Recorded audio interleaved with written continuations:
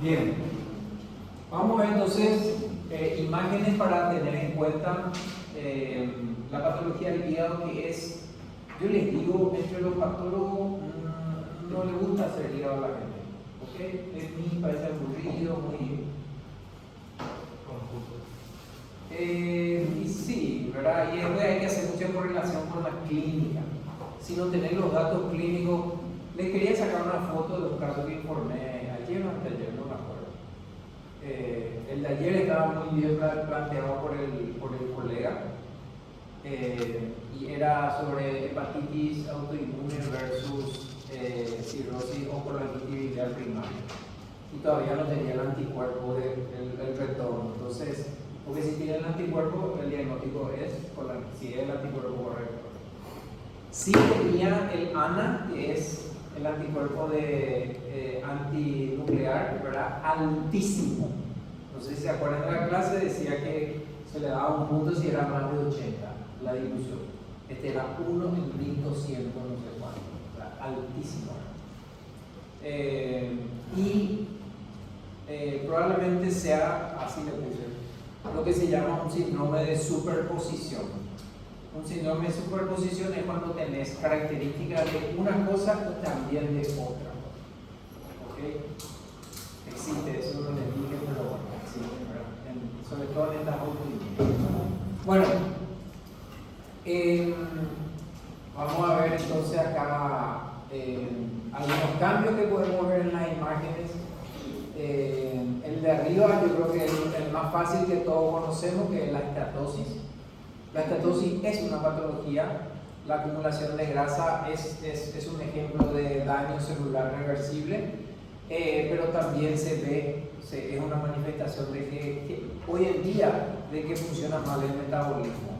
Antes era una manifestación de que tomas mucho alcohol, ¿ok? El alcohol y una alteración metabólica te dan hígado graso. Ustedes, quiero que sepan una cosa, el hígado graso que es tan común hoy en día, 30, 40 años atrás, no lo era. Estoy hablando de antes de ayer, ¿no? Me acuerdo que tenía un compañero que andaba dando vuelta tenía un caso de una religiosa, una señora, una monja, una hermana, no sé qué orden. Y el problema de mi compañero de residencia era que esta señora tenía un hígado súper graso. Y eso equivale a ser alcohólico. Y no entendía, no sé qué hacer, y parece que no, pero ese es un problema también. Ustedes cuando hagan clínica van a ver, el alcohólico niega, hasta el último niega. Entonces también es un problema. Pero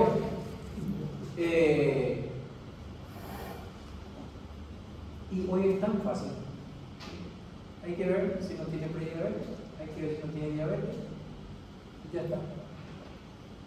No hace falta estar ahí poniéndole un aparato para que no mienta, pero para que sepan. Otra cosa que eso sí que no existía era hígado graso en niños. Hoy, niños, adolescentes, preadolescentes con hígado graso. Así que esta es una patología que se viene y fuerte. ¿Por qué niños? Y porque comen mal. Pero lastimosamente es muy difícil, como hablamos alguna vez,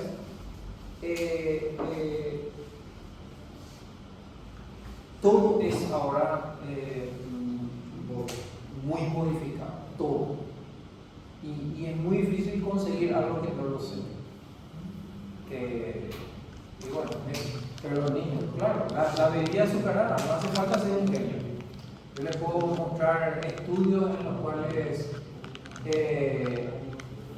se le da de tomar así un buen vaso de vamos a decir, Coca-Cola, ¿verdad? Y se le mide después sus niveles de sangre de fructosa, porque el problema con la bebida azucarada es la fructosa. Ustedes saben que el azúcar común tiene fructosa, pero tiene glucosa y fructosa. Esas son las dos moléculas que forman el azúcar común, 50 y 50.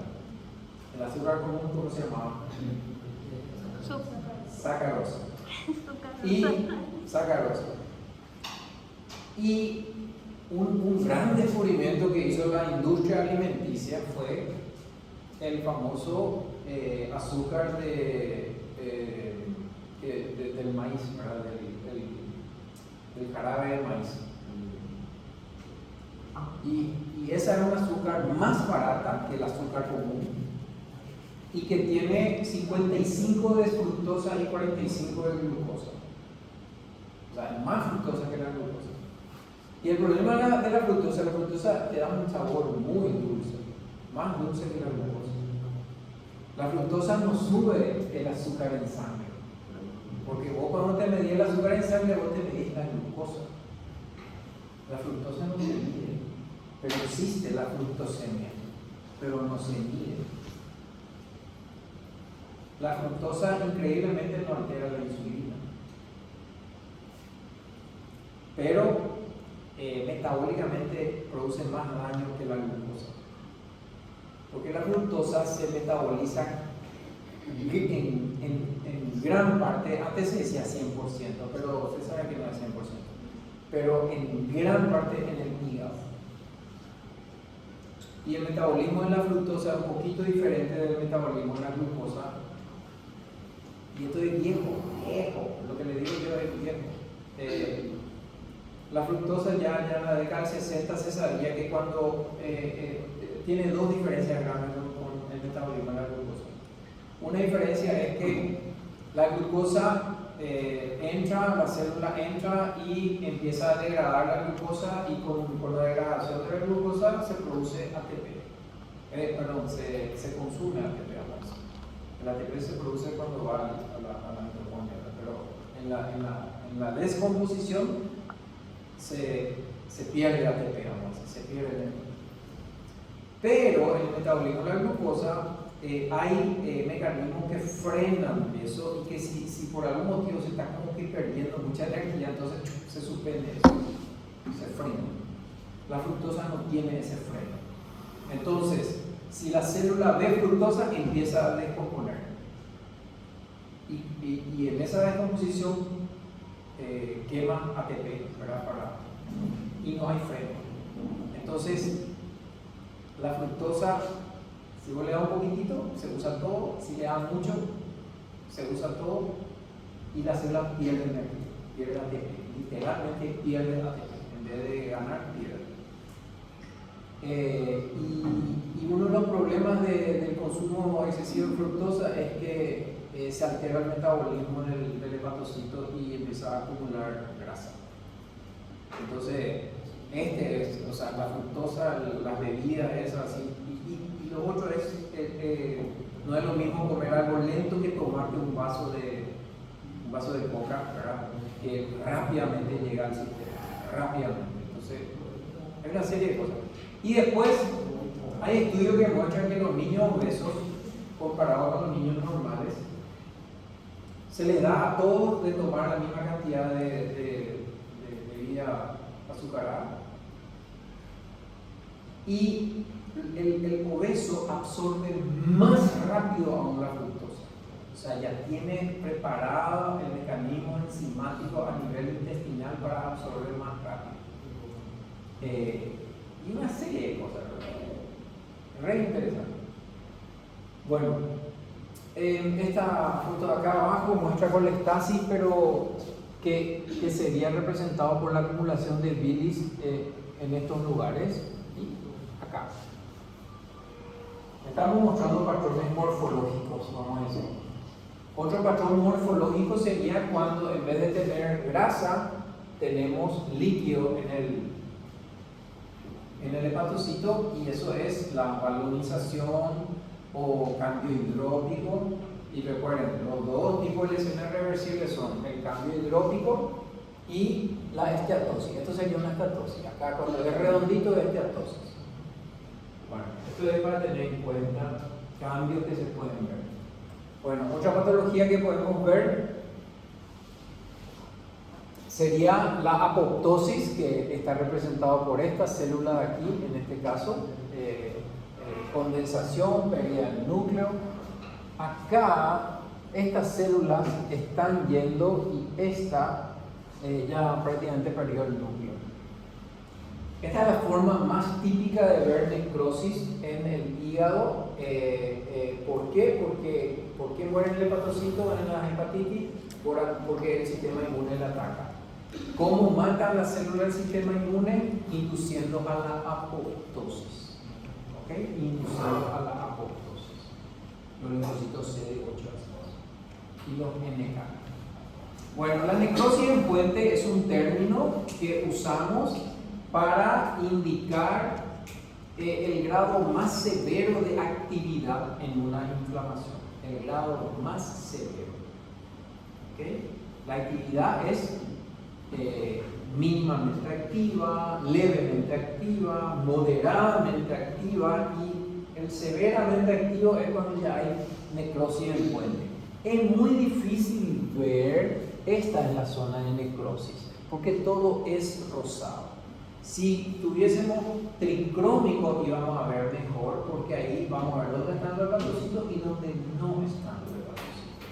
Y si se fijan bien, acá van a ver los núcleos, etc. Acá también hay núcleos, pero ya no están los hepatocitos. Esta es una zona de necrosis en puente. Dicho sea paso, muy característico de la hepatitis autoinmune. Bueno. Otro cambio que podemos ver es la proliferación de ductos biliares. Por lo general, en un espacio porta, tenemos que ver un ducto biliar, una arteria y una vena. El ducto suele tener el tamaño de la arteria. Si es una arteria grande, el ducto va a ser grande. Y para tener una idea, a veces podemos tener más de uno en un espacio porta que es medio grandecito, o por ahí se le tomó medio el chambre, pero igual vamos a tener el ducto y la arteria. Siempre van a ir en par. Proliferación es cuando hay un exceso de luces comparado con la cantidad de arterias que tenemos. Y la proliferación vemos como una respuesta a, generalmente, hay uno típico, es cuando hay obstrucción de las vías biliares extrahepáticas, obstrucción de las vías biliares extrahepáticas. Entonces una respuesta es que en los espacios porta vemos mayor cantidad de ductos biliares. Si se reconstruye en forma tridimensional, en realidad no es que hay más cantidad, sino que los ductos biliares empiezan a ser como, son muy flexuosos. Y en el corte así aparecen varias luces. Y la verdad es que es porque hay, ¿me entienden? Empiezan a ser son muy contorneados, etc. Pero bueno, se ve así como mayor cantidad de luces, mayor cantidad, proliferación de ductos biliares. La cirrosis, que sería un estadio de fibrosis, ¿ok? No una enfermedad. Vamos a reconocer porque la superficie del hígado se retrae, y acuérdense que a veces tenemos nódulos que son muy grandes y a veces nódulos que son más pequeños. Macronodular y micronodular. ¿Se acuerdan del tamaño? Cuando es más grande que o cuando es más chico que qué. Mientras más grande era más. No, pero el corte es más grande de 1 centímetro, es más grande de qué. Para decir macronodular o micronodular. 3. El número mágico 3. Esto, acá tienen una reglita de 5 centímetros, claramente es macronodular. Macronodular se suele ver más en la hepatitis viral, por ejemplo. Y micronodular es muy típico de la hepatitis, o sea, de la post-esteatohepatitis alcohólica. ¿ok? Y en la microscopía tenemos que ver las bandas de fibrosis y tenemos que ver los nódulos de hepatocitos. A veces se ve, a veces la biopsia es tan fina que realmente no sabemos exactamente qué ocurre. Bueno, esto es con mucho texto. Yo lo que les quiero mostrar más bien es... Me pasaron la clase, ¿ok? Quería mostrarles las imágenes.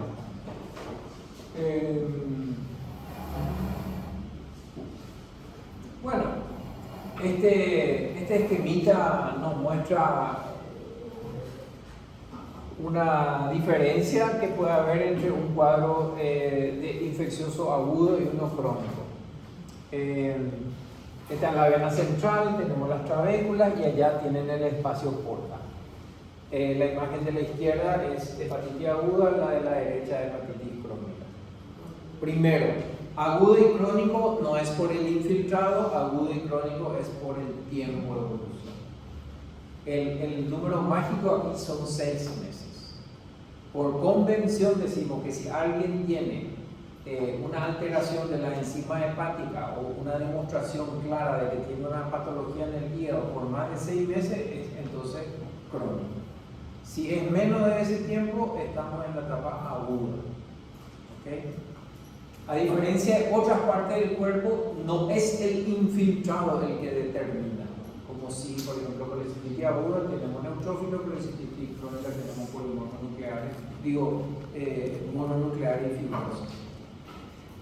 En la crónica y en la aguda vamos a tener mononucleares. ¿Okay? En la aguda quizás tengamos mayor cantidad de apoptosis, probablemente tengamos mayor cantidad de apoptosis. Pero es una patología absolutamente rara, nadie biopsia algo así tan rápido, etc. Entonces, por ahí es por error o no sé. La crónica es la que se estudia más. ¿Por qué? Porque queremos ver, ya sabemos que es crónica y queremos ver dos cosas: cuánta inflamación tiene y cuánta fibrosis tiene. Esas son las dos cosas que queremos saber. ¿Ok?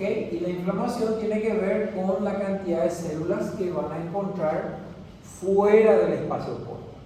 Si están todas en el espacio porta, entonces decimos que no hay actividad. Entonces no hay tanto peligro de daño, porque todo está en el espacio porta.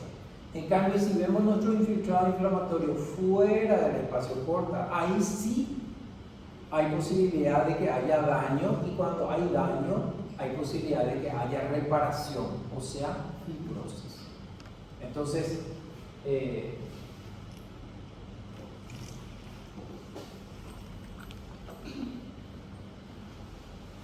bueno, una foto para hablar de necrosis confluente. Es más fácil ver que, pues sí, el hígado con una necrosis fulminante es una rareza, es menos del 1% para la hepatitis A, B, C. Y es un hígado reblandecido. El hígado normalmente nosotros decimos que es friable, y es la consistencia que le conocemos. Quiere decir que es como firme, pero si hacemos un poco de presión se rompe. Un hígado de cirrosis va a ser muy difícil de romper porque tiene mucha fibrosis.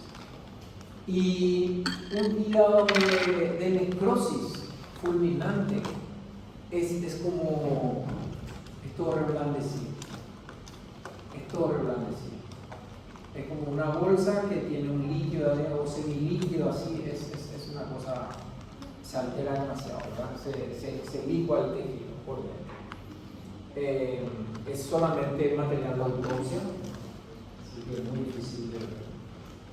Bueno, acá tenemos un espacio porta. El espacio porta van a reconocer, tienen que buscar si hay ductos biliares. Como verán, cuando es con H y E es difícil ver porque todo es rosado. Si es con tricrónico, así va la diferencia, ¿verdad? Súper bien la diferencia. Acá lo que importa es ver que hay mucho infiltrado mononuclear también, pero que pillen que hay algunos que tienen citoplasma más rosadito, esos son eosinófilos. y que están tanto en el espacio porta como afuera del espacio porta, ya salieron fuera del espacio porta. Entonces estamos hablando de una hepatitis con actividad. Bueno, una demanda de necrosis es muy difícil de ver si es que no tenemos una correlación especial. Pero sí, primero quizás no vean, pero después sí prestan atención. Esta mitad de acá, la mitad, esta es la vena central. De la vena central hacia abajo, miren los núcleos que tiene nuestro hepatocito. De la vena hacia arriba van a ver que hay menos núcleos. ¿Ok? Por un lado. ¿Qué otro cambio ven en esta foto?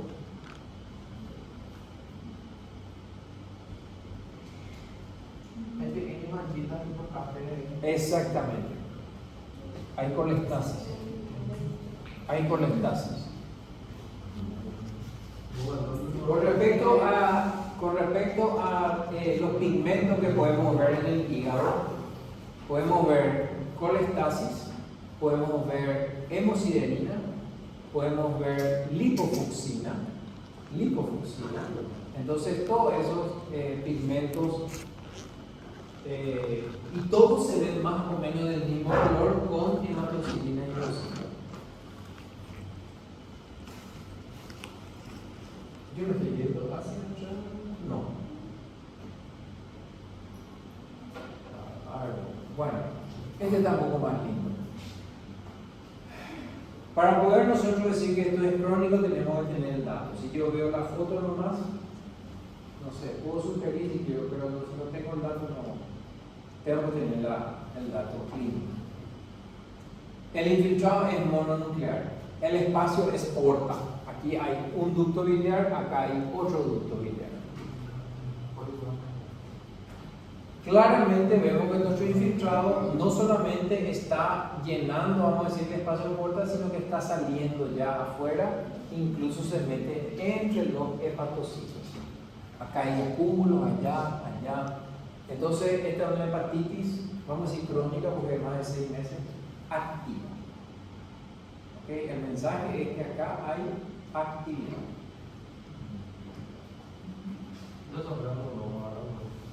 No. Se ve levemente redondeado, no sé si te refería a esto, sí. Pero no. Si es un granuloma tiene que ser rosado, y ahí lo que vos tenés es más linfocitos que otra cosa. ¿Qué otros cambios podemos ver en el hígado? Fíjense, los hepatocitos tienen el citoplasma un poco más claro, o sea, hay agua, hay cambio hidrópico. ¿Y cómo esto nosotros vamos a relacionar con la clínica? No con la clínica, con el laboratorio. Vamos a tener GTT y GOT elevado. GTT y GOT. Que si está muy elevado, que si hay mucho daño, si está poco elevado, poco daño. ¿Okay? Este es un tricrómico y estamos viendo el colágeno en azul y estamos viendo un espacio porta normal debería ser bien redondito o bien triangulito. Este es todo irregular. ¿Por qué? Porque la fibrosis, que es parte de la reparación, ya se está extendiendo a la periferia. Entonces, no es cirrosis, claramente no es cirrosis, pero sí ya indica que hay evidencia de daño. Fíjense con el tricrómico, acá tienen, esto es un ducto biliar. Se ve un poco el infiltrado inflamatorio, pero para ver inflamación es 10 veces mejor la hematoxilina y eosina, y para ver fibrosis es 100 veces mejor el tricrómico. Bueno, acá creo que se puede ver perfectamente el nódulo, o sea, los hepatocitos del nódulo y las bandas de fibrosis. Cuando estamos en una etapa de cirrosis como en esta, igual podemos ver infiltrado inflamatorio en los septos. Igual podemos ver. El hecho de que el paciente ya esté en cirrosis no quiere decir que no tenga más actividad. Puede seguir teniendo actividad. Y la actividad es, vamos a ver, por el infiltrado inflamatorio si es que afecta a los hepatocitos. ¿Ok? Estos puntitos son de esteatosis, ¿verdad? Son esteatosis, foquitos muy chiquitos de esteatosis. Dicho sea paso, para que nosotros podamos decir que un hígado tiene esteatosis, tiene que tener 5% de grasa para arriba. 5%. Esto, a ojo visualmente, esto no es 5%. ¿Ok? 5% ya indica por convención, eso es por convención. Y nosotros la esteatosis decimos leve, moderada o severa, y ahí sí en tercios dividimos. Hasta 33% es leve, entre 33 y 66 es moderada, y más, o sea, un tercio o más. Bueno, un cambio que podemos ver cuando hay infección viral son los hepatocitos con vidrio o en vidrio, con citoplasma en vidrio angerilado, que se refiere a estos que tienen así como más, no es cambio hidrópico, en realidad no es cambio hidrópico, tienen como homogéneo su citoplasma. Obviamente antes uno se basaba en la morfología. Hoy en día uno puede utilizar una técnica de inmunohistoquímica y detectar la presencia de antígeno de superficie. Esto lo que es exceso de antígeno de superficie en el citoplasma del hepatocito. ¿Okay? A veces vemos algo así y no es por hepatitis. Es porque probablemente el paciente esté consumiendo algún tipo de medicamento y el hepatocito está, es una respuesta a ese estímulo. Entonces hay una hiperplasia del retículo endoplásmico, por ejemplo, y se puede ver así como el citoplasma como glándula. Entonces, por eso le digo que no todo hepatocito que se ve así con el citoplasma es igual a hepatitis B. Para eso tenemos un laboratorio. En todo caso, si nadie pensó, sería bueno de mencionar hay hepatocitos así asá. Sugerimos descartar la posibilidad de una infección.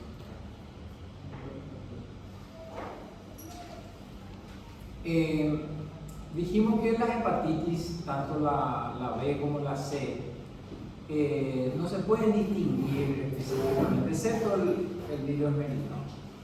Y la hepatitis C, una característica que puede tener, pero que no es tampoco así para poner la firma, pero es una característica, es que a veces el infiltrado inflamatorio puede formar nódulos o folículos linfoides en el espacio portal.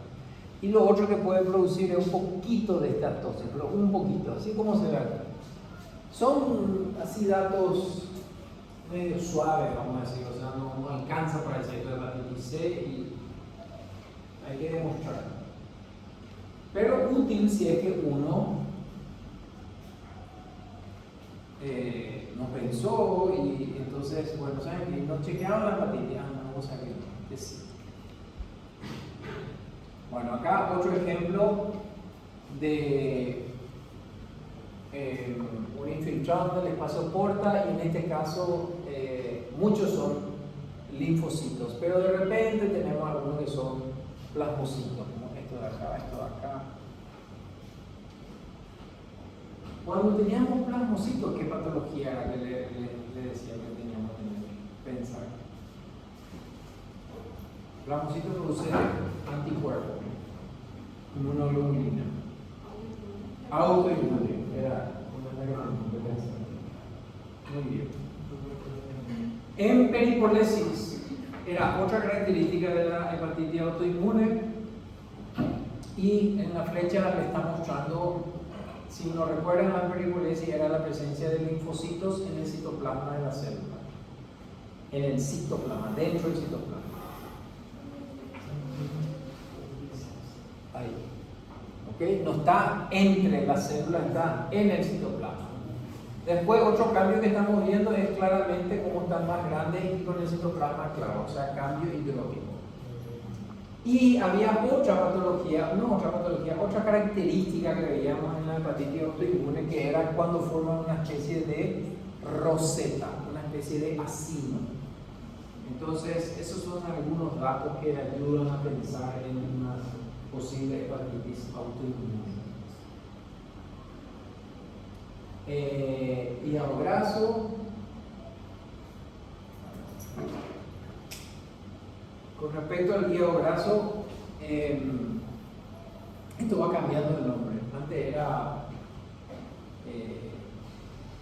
hepatitis hígado graso alcohólico, hígado graso no alcohólico, o esteatohepatitis alcohólica, esteatohepatitis no alcohólica. Después se sacó la palabra alcohol de la ecuación, y últimamente hablan de hepatopatía asociada a trastorno metabólico. Eso es muy largo, pero bueno, Producido por el alcoholismo. Producido por el alcoholismo. Y cuando hablamos de este tipo de cambios, tenemos que tener en cuenta que hay dos presentaciones, vamos a decir. Una es la esteatosis, que es la acumulación de grasa sin que haya un infiltrado inflamatorio significativo. Y la otra es la esteatohepatitis, que es la acumulación de grasa con infiltrado inflamatorio y con más daño celular.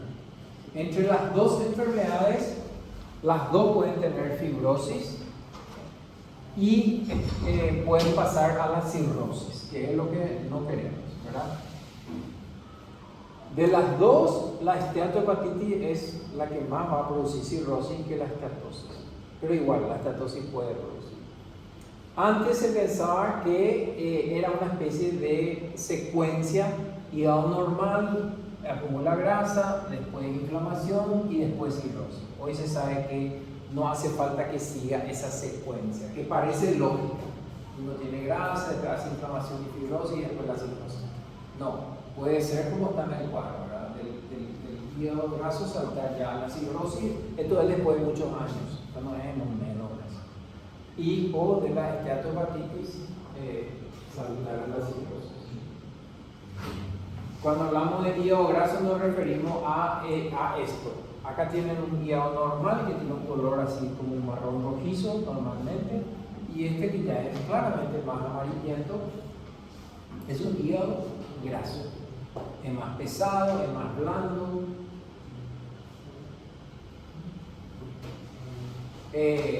La acumulación de grasa puede ser macro o microvesicular. La macrovesicular se refiere a estas vacuolas grandes que cuando se forman y todavía hay núcleo, o sea, siempre hay núcleo, pero a veces no se ve. Cuando se forma por ahí le chequeamos algún núcleo, le empuja al núcleo. La macrovesícula le empuja al núcleo. El núcleo queda entonces así, tiene esta forma de banana, ¿ok? La macrovesicular. La microvesicular, la microvesicular es cuando las vacuolas son chiquitas, muy chiquitas, no deforman el núcleo. Pero después con el tiempo igual las vacuolas convergen y se termina en una macrovesicular. No sé si tiene mucha importancia, excepto si es que veo un hígado que es solamente microvesicular. Entonces eso sí es raro. Lo normal es que haya esta mezcla de macro y microvesicular.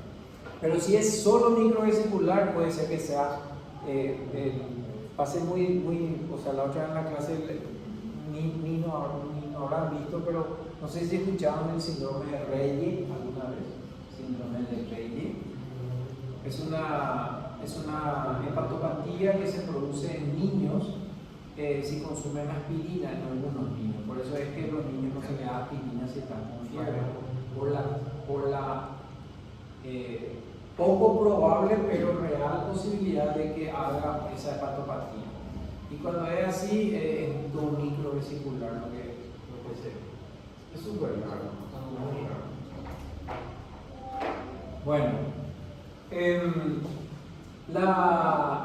Algunas características de la esteatohepatitis. En teoría es muy difícil distinguir la esteatohepatitis alcohólica de la esteatohepatitis metabólica. ¿Ok? Por eso la historia clínica es importante.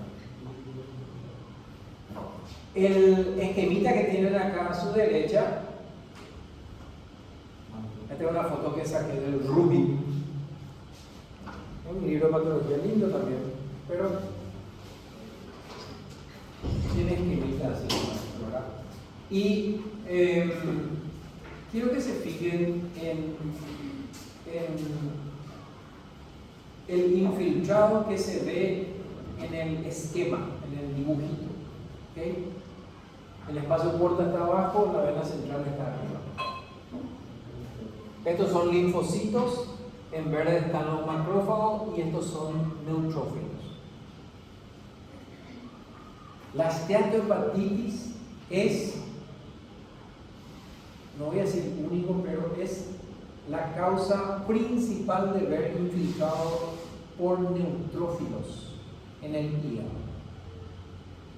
Entonces, no la hepatitis aguda, me reitero otra vez, la hepatitis aguda no es porque tiene neutrófilos. Si ves neutrófilos, es una esteatohepatitis probablemente y hay que ver si es por alcohol o no.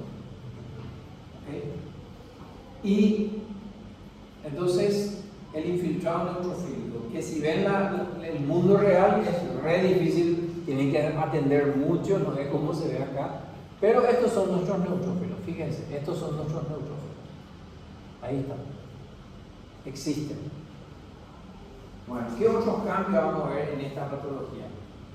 En el esquemita vemos dos tipos de daño celular. El que tiene la vacuola es la esteatosis y el que tiene el núcleo en el centro y el citoplasma más claro es el cambio hidrópico. Esto sería macrovesicular, esto sería microvesicular. ¿Okay?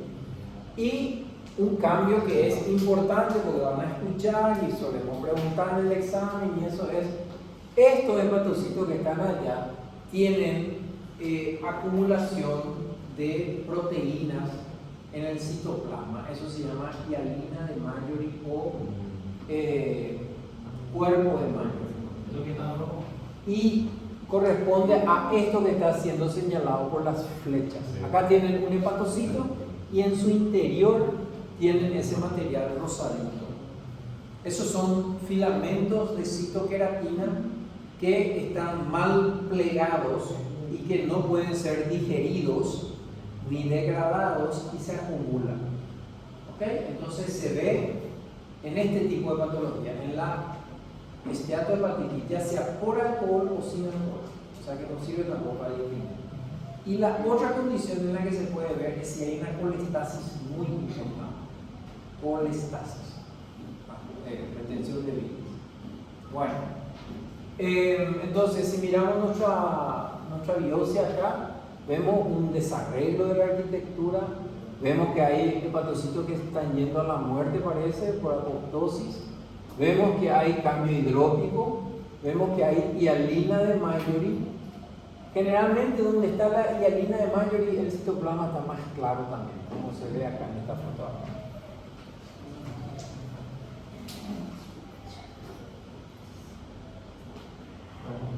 Bueno, acá tenemos otro ejemplo de hepatocitos.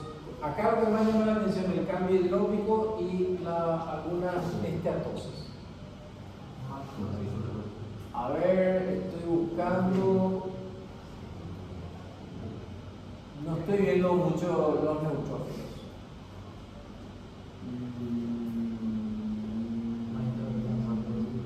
Estoy buscando.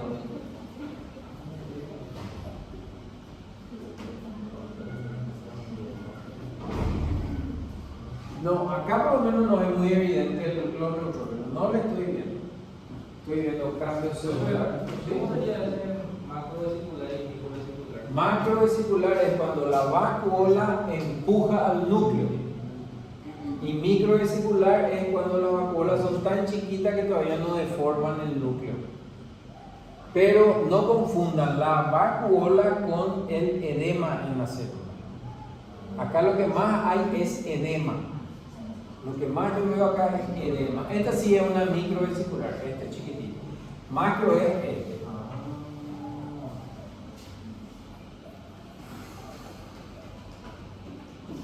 Bueno, este sí tiene neutrófilos. Ahí se puede ver el infiltrado de neutrófilos.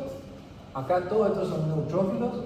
Se ven algunos hepatocitos en apoptosis. Normalmente se asocian con los neutrófilos, los que tienen apoptosis. Macrovesícula y estas son las microvesículas. Y fíjense cómo el citoplasma es bastante denso. Estos son los normales, tienen el citoplasma denso. ¿Ok? Tienen citoplasma denso.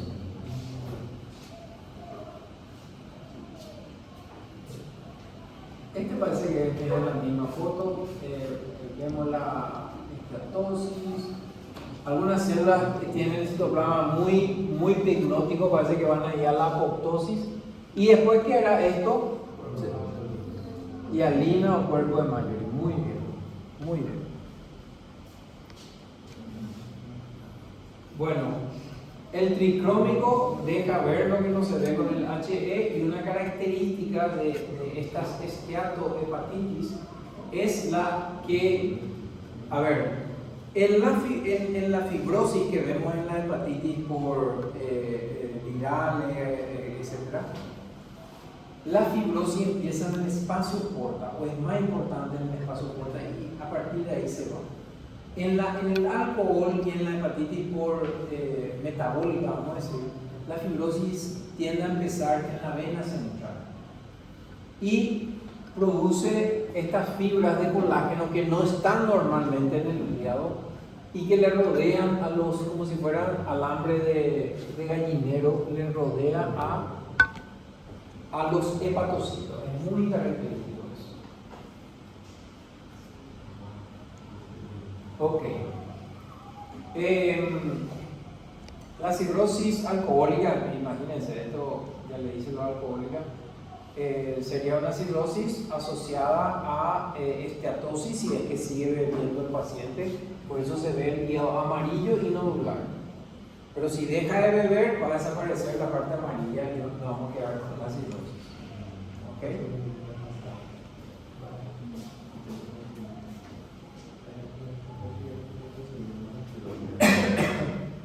Bueno, esto por ejemplo dice hepatopatía alcohólica, sin embargo ya no tiene prácticamente vacuolas.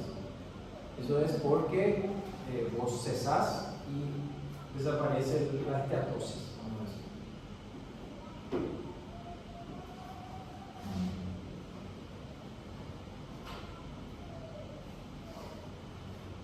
Bueno, vamos a ver brevemente algunas lesiones ahora tumorales. Y cuando digo tumor, no necesariamente es una neoplasia. Esto, por ejemplo, no es un tumor en el sentido de neoplasia, pero sí es un tumor porque es una masa que está ocupando espacio, ¿verdad? Cuando recibimos nosotros el pedido de estudio, dice LOE, suelen poner LOE, lesión ocupante de espacio. No saben lo que es, pero describen algo, ¿verdad? Lesión ocupante de espacio. Bueno, esto, si te dicen que tenés un nódulo hepático y después resulta ser esto, se te abrió el cielo, porque esto no es maligno, esto Se cerró el cielo. se te cerró el cielo. Si sos optimista. Bueno, está bien. La característica de estas lesiones es que tiene, si se fijan bien, una cicatriz en el centro. Esa zona en el centro blanquecina o gris es una cicatriz. Es muy característico eso. El tamaño puede ser variable y en la biopsia puede ser más difícil hacer el diagnóstico que si tenés una imagen así, por ejemplo. En la biopsia lo que encontramos son hepatocitos que tenemos que mirarle muy bien si no son atípicos y no son atípicos, porque no es una neoplasia. Y después encontramos estos tabiques fibrosos, ¿verdad? Que salen a partir de la cicatriz. La fisiopatología de esta lesión se cree que es una alteración vascular y que eso es lo que produce un centro fibroso, necrótico fibroso.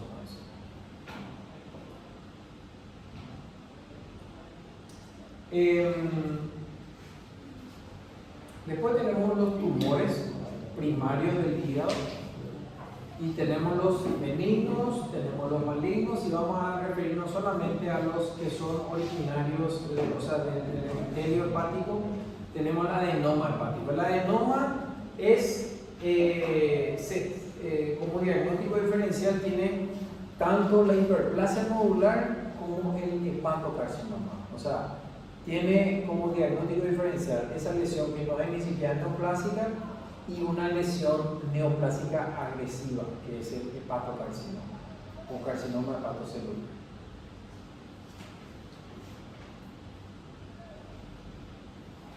Bueno, vamos a mencionar porque es muy frecuente, no solemos tener mucho de este material, porque los radiólogos hacen el diagnóstico y entonces todo el mundo tranquilo, nadie ni siquiera se molesta en hacer una biopsia. Y se habla de el hemangioma. El hemangioma es una zona, una proliferación de vasos donde no hay hepatocitos interpuestos y generalmente está en la periferia. Si esto llega a sangrar puede producir un poco de hemoperitoneo, etc. Pero es muy característico, probablemente una de las lesiones más frecuentes, pero nosotros no vemos, prácticamente no vemos, porque no se toman muestras de este tipo de lesiones. Normalmente no se toman muestras. Y acá tienen una proliferación vascular, septos fibrosos, revestidos por endotelio, las luces son grandes y allá tienen el parénquima hepático al lado. Esto por ahí puede ser que haya venido una autopsia, una cosa así, porque normalmente no se biopsia. El adenoma. El adenoma es un tumor a veces difícil de diagnosticar. Y hoy en día está complicadito, porque antes era adenoma y ahora los adenomas tienen subtipos.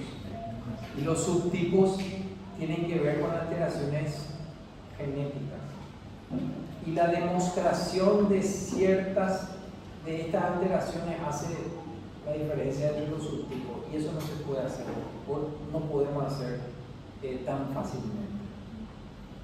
No podemos hacer. Se requiere de inmunohistoquímica sí o sí. Y yo por lo menos no tengo, yo hago inmunohistoquímica, yo hago mucha inmunohistoquímica, pero no tengo, por ejemplo, para hacer todo. ¿Por qué?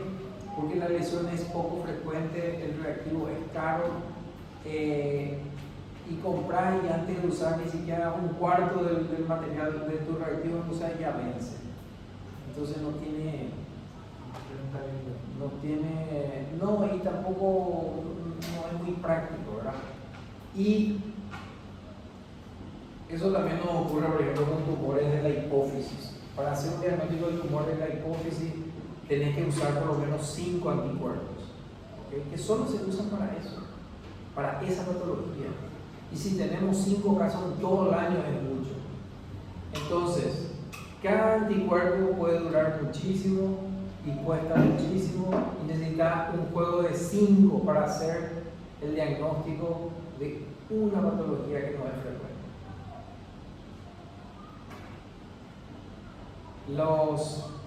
Los que producen estas drogas, estos anticuerpos, no les interesa el mercado del tercer mundo más. Porque si yo fuera, ya que produzco 1 litro de este anticuerpo y ese 1 litro dividido en 1000 frascos, ¿por qué no agarro y no preparo un set para hacer 10 estudios nomás? Y pongo los 5 ya en un set. En vez de vender 1 litro acá, 1 litro acá, 1 litro acá, 1 litro acá, agarro, divido todo eso y ya preparo. Porque solo no se usa, se necesita todo el juego. Y todo el juego es ¿verdad? Pero como no somos un mercado, como qué sé yo, no. Así es, pasa mucho. Bueno, volvemos con el adenoma. El adenoma es una neoplasia de hepatocitos. Los hepatocitos no tienen atipia. El adenoma tampoco tiene trabéculas gruesas. Lo que no tiene el adenoma son espacios portales. Entonces, si tenés una biopsia donde te dicen es una masa, es un tumor, vos ves hepatocitos normales que tienen hasta 2 hileras, trabéculas con hasta 2 hileras de grosor, de un espesor de 2 hileras. ¿Por qué le digo eso? Porque en el carcinoma suele tener de 3 a más hileras, entonces es más fácil. Si es grueso es fácil, pero sí. Y se asocia mucho a hormonas. ¿Ok? Se asocia a hormonas. En las mujeres, consumo de anticonceptivos. En los varones, uso de esta hormona para musculación, ¿cómo es? Testosterona, para el gimnasio. Entonces, en ese tipo de escenarios se suelen ver estos tumores. El tumor en sí es benigno. La complicación que puede tener es, uno, tener un tumor en el hígado y qué difícil, ¿verdad? Dos, muchas veces son muy superficiales y se pueden romper en forma espontánea y producir un hemoperitoneo. Esa es la opción. Entonces, tenemos hepatocitos, los hepatocitos son chiquitos, los núcleos están ok. Si miramos bien, vamos a ver una hilera máxima, una célula o máximo 2 células de espesor, pero no tienen espacio portal. Sí pueden tener tejido fibroso con arteria y con vena, lo que no tienen es ducto biliar. El problema es que hoy en día cada vez el material que sacan es más pequeño. Cada vez es lo más pequeño y lo más pequeño, y cada vez te piden hacer más cosas con menor cantidad de tejido. Entonces, si vos tenés una biopsia que es tan pequeña, ¿qué pasa si no entró nomás el espacio portal porque es demasiado chico? Entonces, vos a un diagnóstico que está errado. ¿Por qué? Porque realmente sí tiene espacio portal, pero no salió la biopsia. Y bueno, hay que tener en cuenta esas cosas.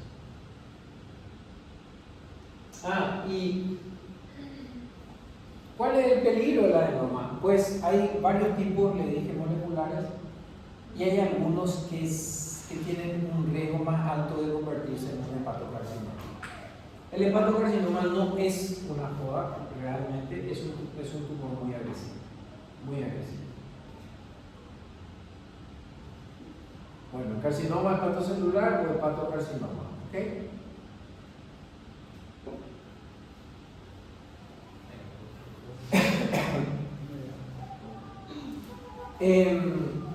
Acá la ilustración está para mostrar que usualmente es una masa única, pero a veces puede ser múltiple.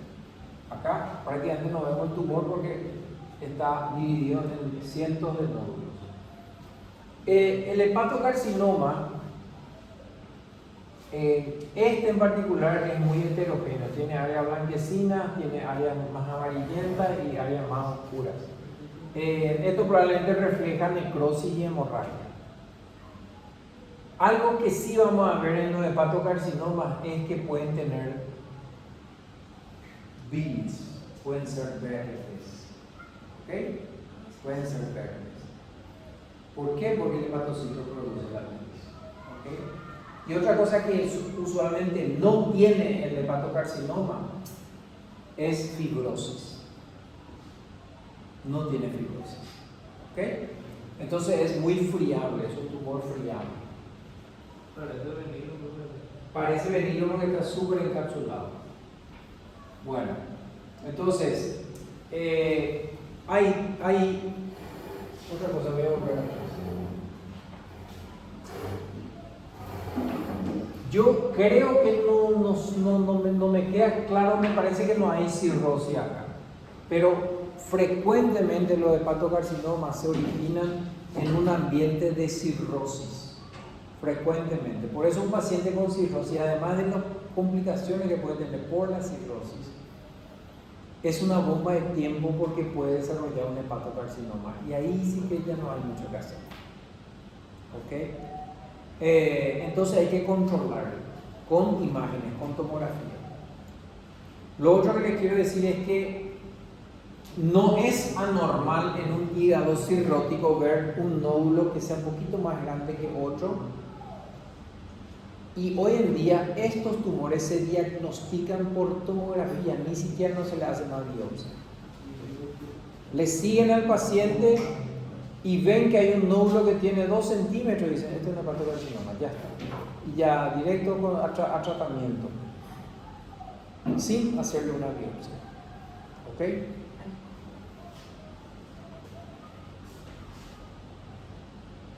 Bueno, ¿por qué les dije, por qué volví atrás? Porque en este caso sí veo cirrosis, porque ahí van a dar fibrosis. Esto es una banda de fibrosis. Esto es el hígado normal, este es el cáncer. Son muy parecidos. Muy parecidos. Entonces uno tiene que empezar a mirar, tenemos la suerte que hay de repente algunos núcleos muy hipercromáticos. Pero por lo general, si vos tenés esto nomás en tu biopsia, muy parecido. Acá se puede comparar y uno como que ve la diferencia. Pero si no puede comparar, son muy parecidos. Entonces, si le estudiamos, acá no se aprecia tanto, pero de repente buscamos trabéculas. Por ejemplo, en el hígado normal, estas trabéculas tienen 1 o 2 células de espesor, no más. Después ya está el espacio o la luz del sinusoide. Acá no se ve tan bien, pero por ahí sí se puede apreciar, van a ver que las trabéculas son más gruesas. O a veces forman como glándulas. En este caso, esto parece una pequeña glándula. Vamos a hacer imagen. Bueno, acá este está súper lindo esta imagen. Miren, allá arriba, ese parece un hígado bastante normal, porque tiene trabécula y tiene sinusoide. Pero fíjense, las trabéculas tienen, ¿cuántos núcleos tienen esas trabéculas? Tienen más de 2. Eso no es normal. Entonces tienen más de 2. Y a veces ya, entonces estos son difíciles, el de arriba. Este ya quizás sea un poco más fácil porque las trabéculas son más gruesas. Y este ya, el problema que uno tiene es saber realmente qué es este tumor, porque no hay duda que es tumor. Acá no hay duda que es tumor. Pero no sabemos si es hígado. Allá arriba sabemos que es hígado, lo que no sabemos si es tumor. ¿Verdad? Entonces, para eso necesitamos hacer a veces estudios especiales y buscar marcadores que indiquen que esto es hígado, en el caso, y allá arriba buscar marcadores que indiquen que es tumor.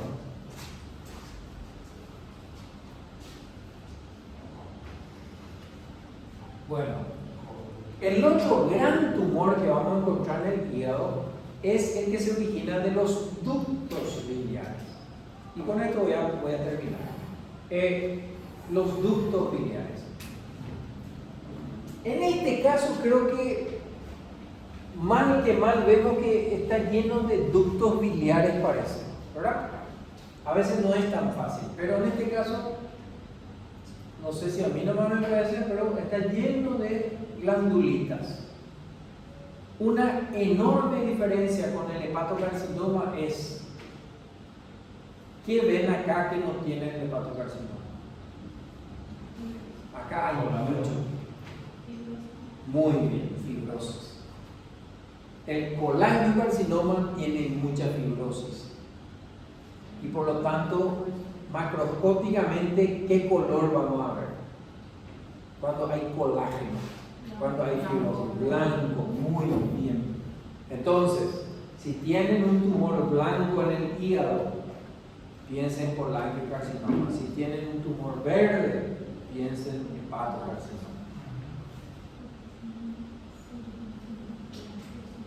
No, este ya es súper, esta es una rareza, ni le voy a mostrar. Hepatoblastoma. Bueno, entonces, un poquito desordenada nuestra práctica, pero Es para... No quiere perder la luz, por favor.